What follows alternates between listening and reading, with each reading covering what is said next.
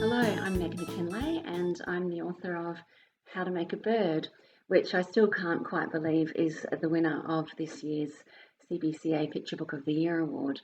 This is an unusual sort of picture book and I had no idea how it was going to be received, so I was really pleased to see it on the notables list. And then when it was shortlisted, I was beyond thrilled. So to have it emerge as the winner is, well, it's, as I said, it's still quite unbelievable. On one level, How to Make a Bird is a simple story about a girl who sets out to quite literally build a bird as a sort of a craft project out of things she finds around her. But at a certain point in that process, she realizes that if it's really going to be a bird, it needs something more than those concrete bits and pieces. So, on another level, it's a metaphor for the creative process and also about the importance of letting go sometimes, about the beauty in that. And it's about many other things as well. There are lots of ways in which you can read it, I think. This book actually was inspired by another book, or more specifically by its title. In 2003, the Australian author Martine Murray published a young adult book called How to Make a Bird, and it's not at all about making an actual bird, but the moment I saw the title, that was the direction my mind went in, and this is where it ended up. Something people always ask writers is where we get our ideas, but did you notice I didn't start with an idea? I started just with a line, 5 little words that hooked me: how to make a bird. And to anyone who wants to write, I want to say you don't need ideas, at least not to begin with. You need the things that hook you, the shiny things that draw your eye in a way that's different to anyone else.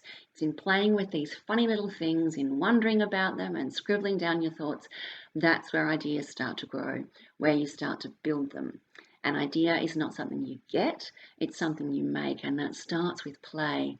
If you do that, before you know it, you might end up writing a strange little picture book about making a bird, and then you might have the absolute joy of getting to work with your dream illustrator. Everything you see in the illustrations for How to Make a Bird comes from Matt Ottley. I don't just mean that he made the images, I mean that everything there, the girl, the beach, the shack, all of that comes from Matt's imagination. All I provided was the text you see in the book and nothing else. I am not a visual thinker and I have no idea what I want an illustration to include, its look, its style, but I do know how I want a book to feel. And I also knew after one conversation with Matt that I trusted him to somehow make that happen. And then I just let him get on with it. A minute ago, I said something a little careless. I said, before you know it, you might have written a picture book, but I don't mean it to sound like a simple thing. If you're trying to write anything at all, a poem, a short story, a novel, and feeling like nothing that you're doing is measuring up to what you imagined, to the inspiration or the feeling you had in mind, or to the published work that you read, don't worry. We all feel that way. Everything you pick up in a bookstore or a library has many, many drafts behind it, and probably at some point a writer who thought it wasn't working and they'd never be able to make it work, and why were they even trying, because they really weren't very good at this writing thing.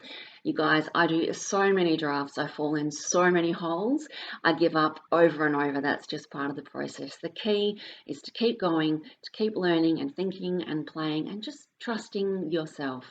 Who would have believed that out of these early scribbles, I would end up with How to Make a Bird? You cannot see the end in the beginning. You keep going and going, you print things out and you scribble on them, you ask yourself questions, shake new ideas loose, see new directions start to emerge. Give yourself as much time and as many drafts as you possibly can, and know that your writing is improving all the time, even if you don't see it. And when you're ready, you can open the window and let your creation take flight.